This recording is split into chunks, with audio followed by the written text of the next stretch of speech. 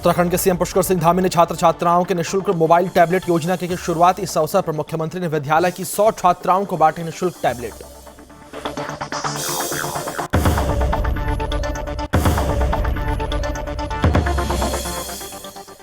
बाजपुर में चीनी मिल guest house में बीजेपी कार्यकर्ताओं की बैठक में 2 जनवरी को बाजपुर में पहुंचने वाले विजय संकल्प यात्रा को सफल बनाने के लिए किया गया विचार विमर्श।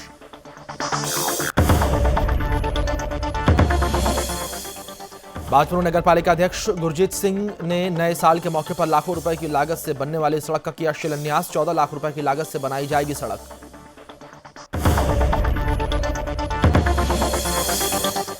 उत्तराखंड के खटीमा में राजकीय विद्यालय में समारोह का आयोजन। कार्यक्रम में गीता धामी हुई शामिल। गीता धामी ने छात्र छात्राओं को बांटे टैबलेट।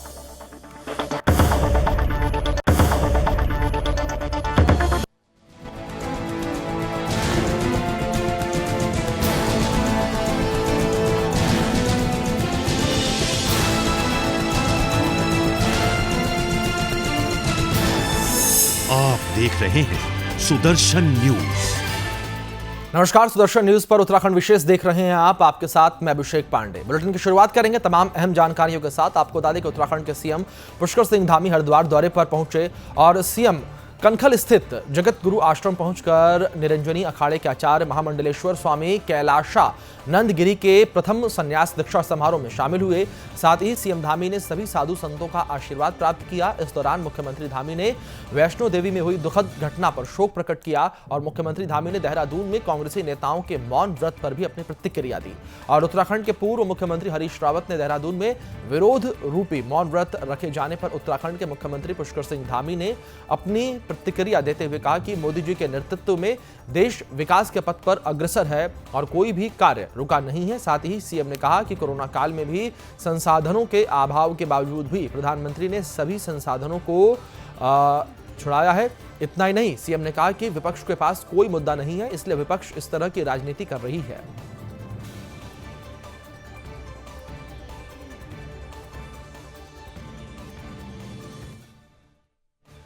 देखिए, ये बड़ा आज साल का पहला दिन है और इस पहले दिन एक साथ सभी संतों का आशीर्वाद लेने का अवसर मिला और माँ गंगा की नगरी और ये पवित्र नगरी में आने का अवसर मिला है। निश्चित रूप से हम सभी साधु संतों की जो अपेक्षाएं हैं यहाँ, जो धर्म के लिए वो काम कर रहे हैं, पूरे समाज के लिए काम कर रहे हैं, जिन्होंने अपने पूरे जीवन को लगाया है, उनकी अपेक्षा अनुरूप, उनकी आशा अनुरूप, उनके विश्वास के अनुरूप आगे चलकर हम लोग उत्तराखंड को उसी दिशा में ले जाएंगे जिससे कि आने वाले समय में हमारा उत्तराखंड सांस्कृतिक और आध्यात्मिक राजधानी के रूप में विकसित हो, राजधानी के रूप में जाना जाए। और आज जिस महान संस्कृति का उत्थान हमारे देश के यशस्वी प्रधानमंत्री आदरणीय नरेंद्र मोदी जी के नेतृत्व में हो रहा है, उन्हीं के निर्देशन में हम लोग उत्तराखंड को भी आगे बढ़ाएंगे और सबको साथ लेकर चलेंगे।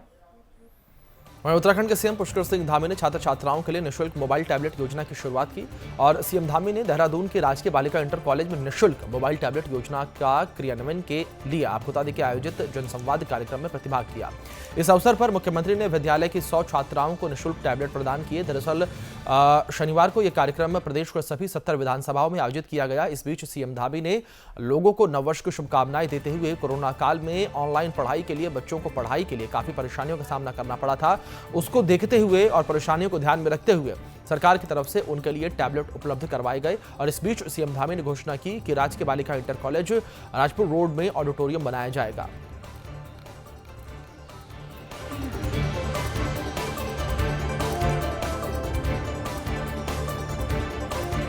तो इसी बीच हमारे ब्यूरो चीफ कृष्णा हमारे साथ जुड़ गए हैं। इस खबर पर अधिक जानकारी के साथ उनका रुख कर लेते हैं। कृष्णा, जानकारी आपसे लेना चाहेंगे इस योजना के बारे में। किस तरीके से निःशुल्क टैबलेट वितरण की योजना है और किस तरीके से छात्र छात्राओं को इसका लाभ मिलेगा?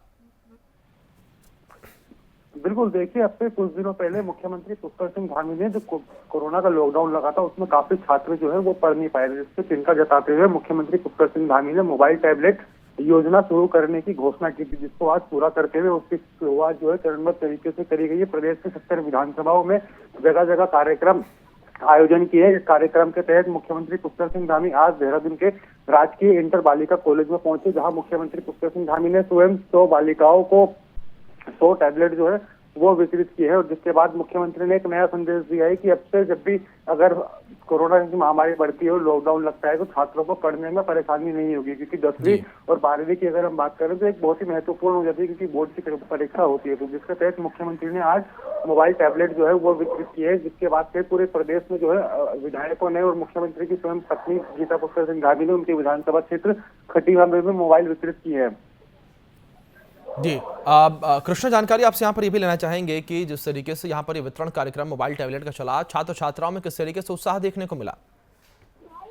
बिल्कुल, देखिए छात्राओं ने जब नए नए मोबाइल अपने हाथ देखे और स्वयं जब मुख्यमंत्री से उन्हें मिले हैं तो एक आकर एक तरीके से काफी ज्यादा उत्साहित है। बच्चों ने खुद कहा है कि हमें पढ़ने में काफी दिक्कत आती थी, क्योंकि राजकीय इंटर कॉलेज में काफी एक तरीके से कहते हैं सरकारी स्कूलों में गरीब वर्ग के छात्र छात्राएं जो है वो पढ़ने आते हैं। तो ऐसे में उनको एक मोबाइल जो है वो गिफ्ट में मिल जाना उनके लिए एक बहुत बड़ी उत्सुकता थी। उनका कहना है कि हमें पढ़ने में आज के बाद कोई भी दिक्कत नहीं होगी, सरकार इतनी मदद कर रही है। क्योंकि मुख्यमंत्री पुष्कर सिंह धामी देख रहे हैं, जब से उन्होंने उत्तराखंड के कमान संभाली वो लगातार जनता के बीच बने हुए, तो जनता के सीएम वो कहलाए जा रहे हैं और जो भी वो घोषणा कर रहे हैं वो पूरी भी लगातार करते हुए दिख रहे हैं।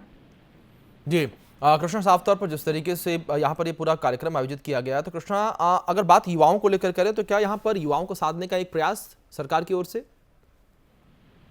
बिल्कुल, देखिए अब उत्तराखंड में विधानसभा चुनाव जो है काफी नजदीक आ चुके हैं। सरकार जो है युवाओं को साधने के लिए काफी दिनों से लगी हुई है, क्योंकि उत्तराखंड में मुख्यमंत्री का चेहरा जो है वो खुद युवा मुख्यमंत्री पुष्कर सिंह धामी है। तो युवाओं को वो साथ लेकर चलना चाह रहे हैं, क्योंकि हम देख रहे हैं कि काफी दिनों से चुनाव आयोग भी जो है नए नए वोटरों को साधने में लगा हुआ है, सबको अपना रजिस्ट्रेशन करवाने के लिए बोल रहा है, सबको बोल रहा है कि अपना वोटर ID बनवा के जो है मतदान करें, मतदान में अधिक से अधिक लोग जो है वो भागीदारी करें। इसी क्रम में देख रहे हैं युवाओं में तो एक क्रेज दिख ही रहा है। साथ ही में सरकार भी जो है युवाओं को साधने के लिए, चाहे विपक्ष की बात करें तो युवाओं को टारगेट एक तरह रखा है, अपनी ओर खींचने के लिए, लुभाने के लिए जो है राजनीतिक पार्टी ग्राउंड जीरो पर काम कर रही है। जी बिल्कुल कृष्णा, लगातार सरकार जो ग्राउंड जीरो पर जाकर कार्य कर रही है। कृष्णा, वहीं इस कार्यक्रम के बारे में जानकारी आपसे लेना चाहेंगे कि जिस तरीके से कार्यक्रम आयोजित हुआ, सीएम धामी यहाँ पर पहुंचे, सीएम ने यहाँ पर कड़ा प्रहार जो है विपक्ष पर भी किया। क्या कुछ यहाँ पर मंच के द्वारा सीएम ने विपक्ष को कहा? बिल्कुल, देखिए विपक्ष की बात करें, पूर्व मुख्यमंत्री हरीश रावत की, चाहे हम प्रदेश अध्यक्ष गणेश गोपियाल की बात करें, जी दोनों जो है लगातार देखिए बीजेपी पे खिलाफ जो है लगातार निशाने पर साधे हुए हैं। जिसके क्रम में मुख्यमंत्री ने आज विपक्ष पर हमला बोला है कि पूर्व मुख्यमंत्री हरीश रावत को भी 2.5 साल से ज्यादा का वर्ष समय मिला था अपने कार्यकाल का। उन्होंने उत्तराखंड में क्या किया, सिर्फ घोषणाएं करने के अलावा कांग्रेस ने कोई भी काम धरातल पर नहीं किया और वो दिख रहा है। जो भी काम, चाहे हम 4 धाम की बात करें, चाहे हम केदारनाथ के पूर्ण निर्माण की बात करें, जब से उत्तराखंड में भाजपा की सरकार बनी है उससे पहले कुछ भी काम उनके पूर्ण निर्माण को लेकर नहीं हुआ था। जो भाजपा की सरकार बनने से उस कार्य ने गति पकड़ी है, जिसके बाद प्रधानमंत्री ने आके उन कार्यों का लोकार्पण भी किया है। तो देश को एक अलग ही गति में भाजपा ले जा रही है और कांग्रेस जो है सिर्फ एक नाव में बहती हुई है। उत्तराखंड में गंगा है, उसमें जो 11 सीटें बची हुई है वो भी इस समय जो विधानसभा चुनाव है उसमें बह जाएगी। जी कृष्णा, वहीं विपक्ष जो है लगातार उंगलियां उठाता रहा है सरकार पर, सरकार की तमाम योजनाओं पर, जो कार्य सरकार ने की उसको लेकर। जिस तरीके से निःशुल्क टैबलेट बांटने की योजना है, इस पर विपक्ष किस तरीके से हमलावर है या किस तरीके से प्रतिक्रिया जो विपक्ष की आ रही है? देखिए, आज निःशुल्क टैबलेट बांटने की योजना की अगर हम बात करें तो उससे विपक्ष ने साफ कहना है कि चुनाव को पास देखते हुए सरकार जो है ऐसे फैसले ले रही है। उत्तराखंड को एक तरीके से कर्ज में डुबोकर टैबलेट खरीद कर छात्रों को दे रही है। तो एक कहीं ना कहीं चुनाव में पास है। भारतीय जनता पार्टी दोबारा चाहती है कि उत्तराखंड में सरकार बनाए, इस वजह से उत्तराखंड को कर्ज में डुबोकर वोटरों को लुभाने का प्रयास जो है वो लगातार भारतीय जनता पार्टी करती हुई दिख रही है। जी कृष्णा, बिल्कुल साफ तौर पर विपक्ष जो है हमलावर है, लेकिन वहीं दूसरी ओर यहाँ पर सरकार की ओर से ये योजना। बहुत बहुत शुक्रिया कृष्णा आपका हमारे साथ जुड़ने के लिए और इन तमाम जानकारियों के लिए। चलिए आगे बढ़ते हैं। इस बीच आपको बता दें कि बाजपुर के चीनी मिल गेस्ट हाउस में बीजेपी कार्यकर्ताओं की एक बैठक जो है वो आयोजित की गई और जिला अध्यक्ष शिव अरोड़ा की अध्यक्षता में ये बैठक आयोजित की गई। बैठक में 2 जनवरी को बाजपुर में पहुंचने वाली विजय संकल्प यात्रा को सफल बनाने के लिए आपको बता दें कि विचार विमर्श यहां पर किया गया और बीजेपी की तरफ से अपने कार्यकाल में किए गए कार्यों को लेकर विजय संकल्प यात्रा निकाली जा रही है। इसी के चलते भाजपा की विजय संकल्प यात्रा 2 जनवरी को बाजपुर में पहुंच रही है।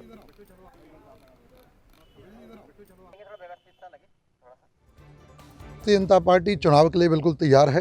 भारतीय जनता पार्टी प्रचंड बहुमत के साथ दोबारा सरकार बनाने जा रही है और उसी निमित्त विजय संकल्प यात्रा जो बागेश्वर में शुरू हुई थी वो आज 1 तारीख को उधमसिंह नगर जिले में हमारे प्रवेश कर रही है, कल बाजपुर में आने वाली है।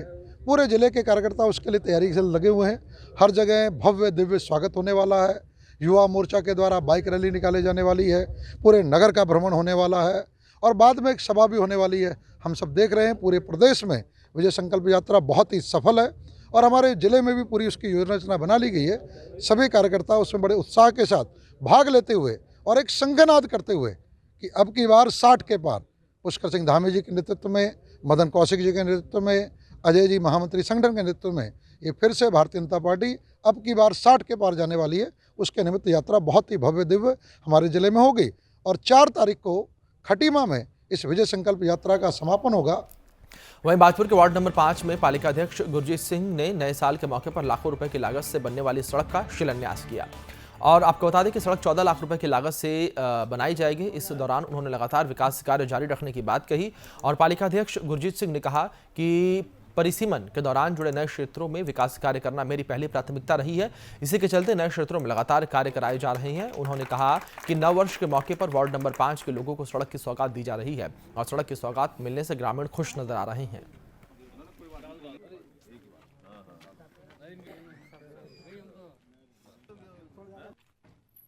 आज नव वर्ष की पहले तो मैं सबको हार्दिक शुभकामनाएं देता हूं। नव वर्ष सबके लिए मंगलमय हो। आज मुंडिया पिस्तौल वार्ड नंबर 5 में जो है लगभग 14 लाख की सड़क का जो है निर्माण कार्य के लिए शिलान्यास किया गया है और वहां के लोगों की जो मांग है वो पानी की पाइपलाइन की भी मांग थी, उसको भी हमने रखा है। जैसी टाइल्स रोड बिछेगी उससे पहले उन लोगों को जो है पानी की पाइपलाइन भी बिछा के दी जाएगी। ये मैं सबको फिर आपके चैनल के माध्यम से नव वर्ष की हार्दिक शुभकामनाएं। वहीं उत्तराखंड के खटीमा के राजकीय विद्यालय में समारोह का आयोजन किया गया और कार्यक्रम में सीएम पुष्कर सिंह धामी की पत्नी गीता धामी शामिल हुई, जहां पर गीता धामी ने जो है उनका लोगों ने जोरदार स्वागत किया और गीता धामी ने टैबलेट वितरण समारोह का दीप प्रज्वलित करके शुभारंभ किया। इस दौरान गीता धामी ने छात्र छात्राओं को 100 टैबलेट जो हैं वो वितरित किए और इस अवसर पर उन्होंने कहा कि कोरोना वायरस महामारी के कारण बच्चे स्कूल नहीं जा रहे हैं, जिसके चलते बच्चे शिक्षा से वंचित हो गए हैं। साथ ही गीता धामी ने कहा कि मुख्यमंत्री पुष्कर सिंह धामी ने बच्चों की भावना को समझते हुए टैबलेट देने का निर्णय लिया है और इसका सीधा बच्चों की पढ़ाई पर होगा। आज राज्य सरकार, उत्तराखंड सरकार, माननीय मुख्यमंत्री जी श्री पुष्कर सिंह धामी जी के द्वारा जो है जो बच्चे कोरोना काल के चलते ऑनलाइन जो है पढ़ाई नहीं कर पाए और बहुत ही बाधा उनको रही और उनके माता पिता जो कि आर्थिक स्थिति से काफ़ी कमज़ोर थे और बच्चों को मोबाइल फ़ोन टैबलेट्स नहीं दे पाए। ऐसी परिस्थितियों को देखते हुए बहुत ही परेशानियों का सामना उनको करना पड़ा और ऐसी परिस्थितियों को देखते हुए राज्य सरकार बीजेपी सरकार के द्वारा माननीय मुख्यमंत्री जी श्री धामी जी के द्वारा उनको जो है निःशुल्क टैबलेट देने का निर्णय किया गया। अच्छा लग रहा है, मैं एक्साइटमेंट फील कर रही हूँ एंड थैंक्स फॉर उत्तराखंड सरकार जिन्होंने बच्चों के लिए बहुत कुछ किया। उम्मीद करते हैं कि हद से ज़्यादा सरकार लोग सुविधा दे रही है, उनके लिए थैंक्स। और भी सुविधा हमें चाहिए जैसे टैबलेट्स की और काफ़ी कुछ सुविधा चाहिए जो सरकार हमें दे रही है। इससे हमारी शिक्षा में बहुत फायदा होगा, हमारी जो शिक्षा होगी वो दुगनी हो जाएगी। हम रात भी पढ़ाई कर सकते हैं, दिन में भी। जिससे कभी कोरोना अगर आ जाएगा तो शिक्षा में कोई रुकावट नहीं हो पाएगी।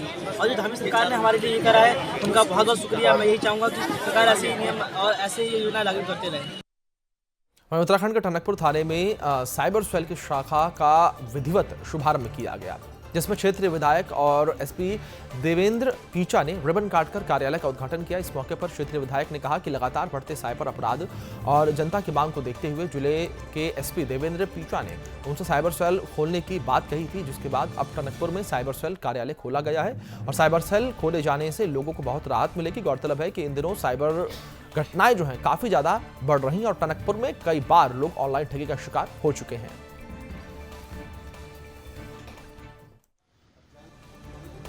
आपने देखा है बहुत समय से ये साइबर क्राइम इतना हो गया था कि टनकपुर में भी कई इंसिडेंट ऐसे हुए हैं, तो लोग तड़प रहे थे कि कैसे करके कहां से हमारी क्वेरी हो, कैसे हो करके।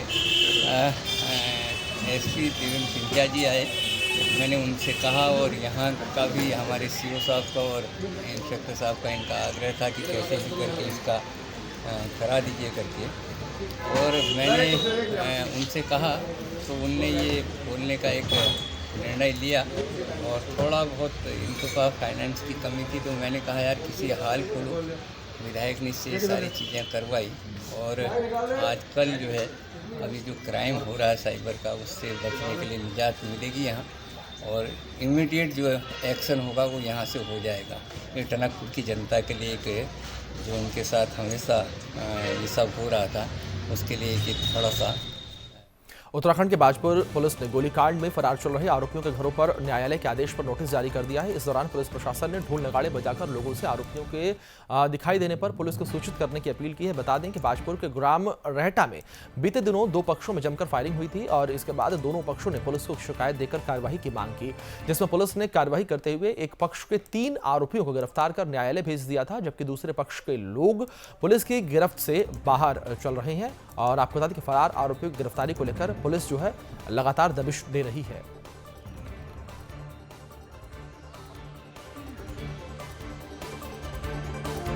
ये एक्चुअल में नोटिस के साथ साथ उद्घोषणा है।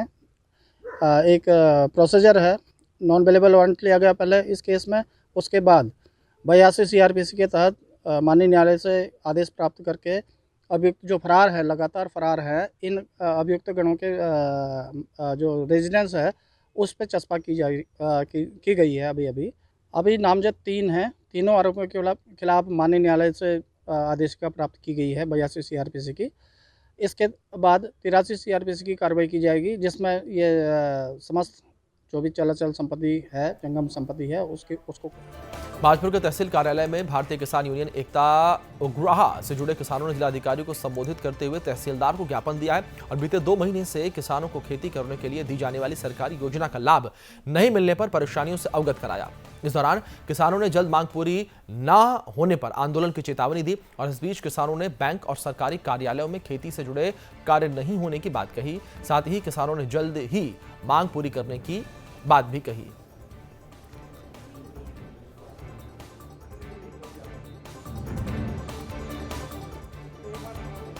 मामला ये है कि पिछले 2 महीने से किसानों को खतौनी नहीं दी जा रही है तहसील की ओर से, और उसकी वजह से राजस्व का भी घाटा हो रहा है।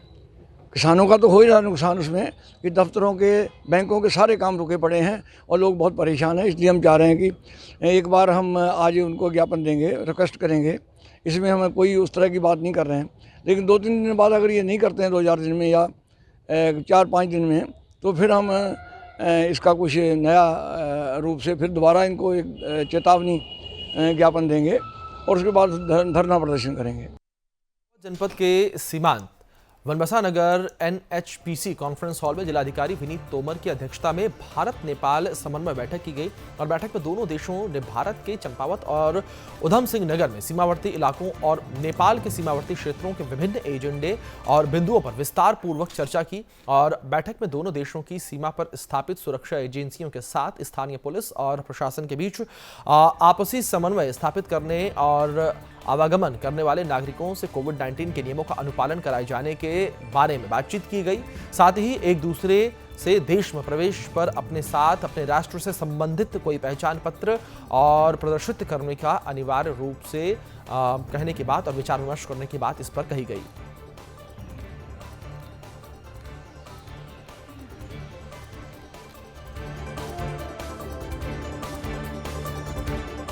बॉर्डर सीमा मिलती है कंचनपुर डिस्ट्रिक्ट से, तो समय समय पर हमारी बैठकें होती रहती है। कुछ आपसे कई बार दुविधाएं रहती है, कई बार आपसी सामंजस्य बनाने की आवश्यकता होती है। तो कई मुद्दों पर विचार किया गया। इसमें हमारा लोगों का आवागमन भी है, कोविड भी है, और हमारा जो आने वाला इलेक्शन है, इसके संबंध में हमारी तरफ से जो बिंदु थे हमने उनसे रिक्वेस्ट की है और उन्होंने आश्वासन दिया गया है कि हमें अपने जनपद में फेयर एंड फ्री इलेक्शन कराने के लिए जो भी उनकी तरफ से सहयोग है उनकी तरफ से सहयोग प्रदान किया जाए। इंडिया का उत्तराखंड का चुनाव होने वाला है। वो चुनाव के लिए नेपाल की तरफ से भी बहुत अच्छा से सहयोग करने का हमने वाचा किया है। ये अनाधिकृत गतिविधि न होने के लिए जो गतिविधि होना चाहिए वो गतिविधि नेपाल की तरफ से नहीं होगा।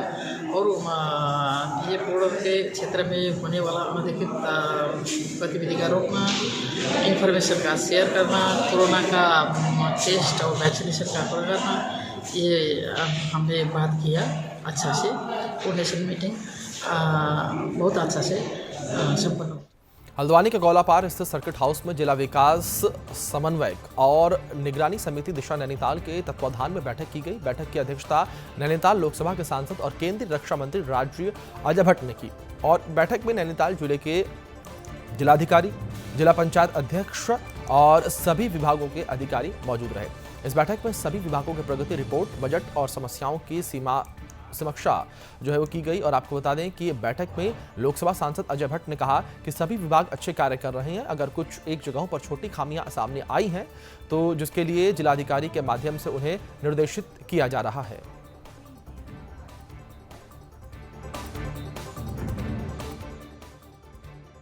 इसी तरह से एहतियात बरतना है जैसा हमने पूर्व में कोविड के समय बरता है। आज भी कुछ केसेस यहाँ पर हमारे यहाँ भी मिले हैं, एक स्कूल में मिले हैं, आप सबको पता है। तो इससे चिंता बढ़ती है और अभी तक ओमिक्रॉन से एक मौत भी देश में हो गई है। तो इसलिए हाथ धोना, मास्क पहनना और डिस्टेंस रखना, भीड़ भाड़ में ना आना, वो फिर से हमको प्रारंभ करना पड़ेगा।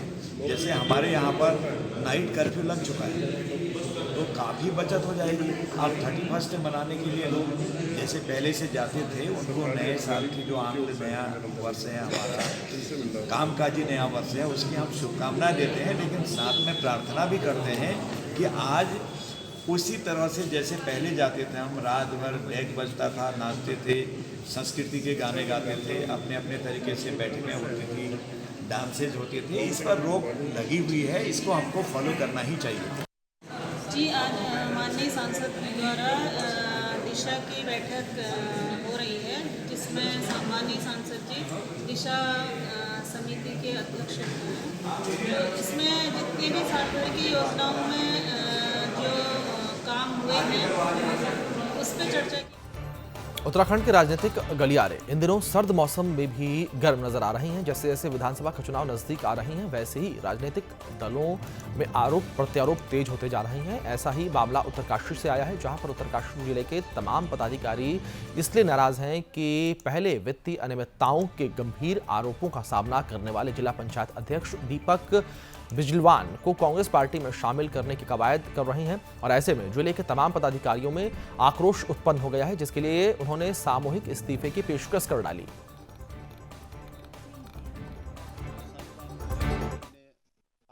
हमारा विरोध यही है कि अगर पार्टी में गलत एलिमेंट आ जाते हैं, उससे जो पार्टी में दुष्प्रभाव पड़ेगा, जो हमारे लिए आगे के लिए घातक हो सकता है। जिस तरह से अभी हमारे साथियों ने कहा है कि इतना गबन करने के बाद भी वो उस पर कोई कार्रवाई नहीं हो रही है और फिर पार्टी इस पर विचार कर रही है, तो ये बड़े दुर्भाग्य की बात है कि अगर कोई भी पार्टी, वो कांग्रेस हो चाहे बीजेपी हो, ऐसे लोगों को लेंगे तो वो पार्टी के लिए नुकसान होगा और जो कार्यकर्ता पीछे खड़ा है उसका मनोबल गिरेगा। मैं इसके साथ साथ और भी बता, ऐसे लोग पार्टियों में इसलिए आ रहे हैं कि उनको लगता है कि कांग्रेस पार्टी जीतने की कगार पर खड़ी है, वो 22 का चुनाव जीतेगी और हम लोग जब वहाँ जाएंगे तो हमारे जो कर्म कर रखे हैं, जो घोटाले कर रखे हैं, उनसे हम वंचित हो जाएंगे। हम विरोध करेंगे। अगर ऐसे व्यक्ति को जो कांग्रेस सम्मिलित करते हैं तो हम उसका विरोध करेंगे। अब देखते हैं क्या समय आएगा, कैसे करेंगे, लेकिन तो हम स्पष्ट बोलते सारी बातें। बहुत लोग मैं नहीं दूंगे, आप नहीं देंगे, 3-4 नहीं देंगे तो जमीनी कार्यकर्ता सारे लोग जब इस्तीफा दे देंगे तो कहाँ से कांग्रेस आएगी? वो कांग्रेस को जिताएगा कौन? नेता नहीं रहेगा, कार्यकर्ता नहीं रहेगा गाँव में, तो आखिर कांग्रेस आएगी कहीं? नहीं तो ऐसे रूप में तो कांग्रेस बहुत अपार बहुमत से आ रहे हैं। 3 सीटें उत्तरकाशी जनपद के हम जीत रहे हैं। तो वही नई टिहरी में पूर्व कैबिनेट मंत्री दिनेश धने और केंद्रीय अध्यक्ष पहुंचे, जहां पर उत्तराखंड जन एकता पार्टी ने पर्वतीय राजस्व निरीक्षक और राजस्व उप निरीक्षक और राष्ट्रीय सेवक संघ का अनिश्चितकाल से चल रहे धरने पर अपना समर्थन दिया। इस दौरान उन्होंने कहा कि राजस्व कर्मचारियों की मांग जायज है और इनकी भी सुनने वाला कोई होना चाहिए। बता दें कि राजस्व कर्मचारी आए दिनों से लगातार अपनी मांगों को लेकर धरना प्रदर्शन कर रहे हैं और राजस्व कर्मचारी सरकार से अपनी मांग कर रहे हैं। वहीं राजस्व कर्मचारियों का कहना है कि हमारी मांगों को पूरा किया जाए, जिसका समर्थन पूर्व कैबिनेट मंत्री दिनेश धने और केंद्रीय अध्यक्ष ने किया है।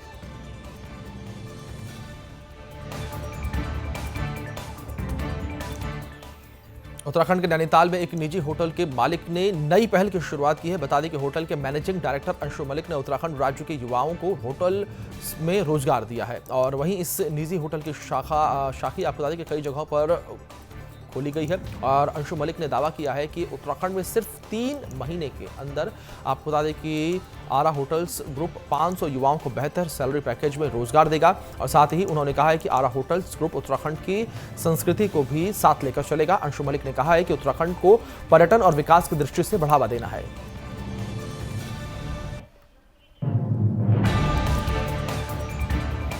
पहाड़ों की रानी मसूरी में नए साल का स्वागत धूमधाम से किया गया। लोगों ने 12 बजते ही नए साल का स्वागत नाच गाने और धूमधाम से किया और शुभकामनाएं देते हुए नजर आए लोग। वहीं दूसरी ओर उत्तराखंड में कोविड के नए वेरिएंट ओमिक्रॉन के बढ़ते खतरे को लेकर प्रदेश सरकार की तरफ से जारी रात 11 बजे से सुबह 5 बजे तक नाइट कर्फ्यू की धज्जियां उड़ती दिखी। बता दें कि होटलों में 12 बजे के बाद भी कार्यक्रम आयोजित होते रहे।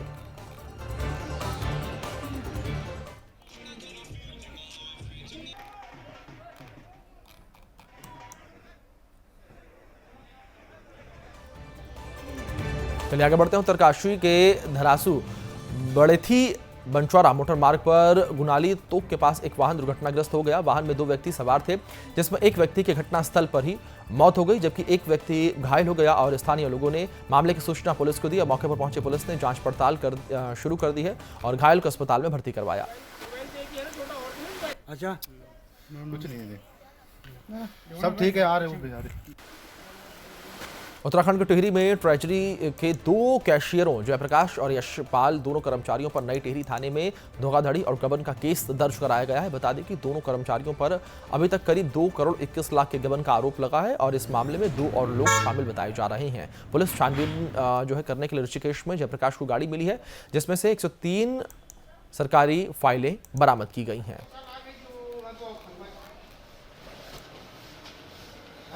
ये ट्रेजरी के 2 कर्मचारी हैं, जयप्रकाश और यशपाल।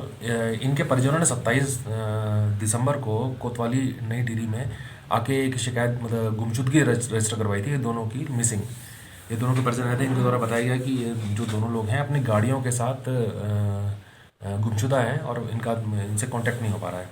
तो कोतवाली में एक मिसिंग रजिस्टर करी गई दोनों के खिलाफ पुलिस ने, और मिसिंग की जो तफ्तीश एक सब इंस्पेक्टर को दी गई और अभी वो तफ्तीश शुरू हुई थी। तो ये कल को ट्रेजरी ने एक 409 IPC का केस रजिस्टर करवाया है और इन दोनों कर्मचारियों पे और इसके अलावा 2 और हैं जिन पे कि इन्होंने केस रजिस्टर करवाया है 409 IPC का, और उसमें धोखाधड़ी और गबन का आरोप लगाया गया।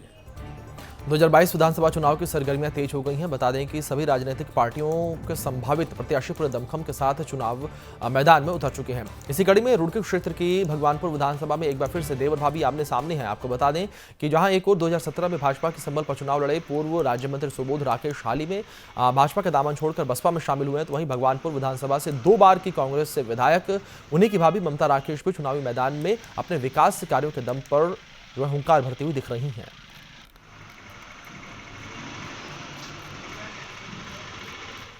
चलिए आगे बढ़ेंगे। इसी बीच खबर आपको बता दें कि किसान यूनियन नेता राकेश टिकैत से जुड़ी हुई है। आपको बता दें कि वो काशीपुर पहुंचे, जहां पर लोगों ने राकेश टिकैत का जोरदार स्वागत किया। इस दौरान राकेश टिकैत ने मीडिया से बातचीत करते हुए कहा कि सड़क और संसद के बीच की कमी को दूर करने के लिए हमारी लड़ाई हमेशा जारी रहेगी। इसके लिए हम संसद में बैठने वालों से लड़ेंगे।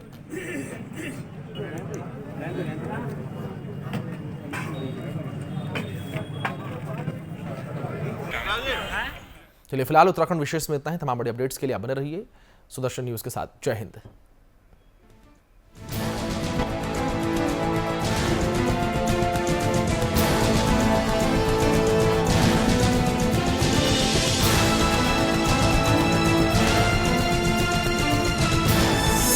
आप देख रहे हैं सुदर्शन न्यूज।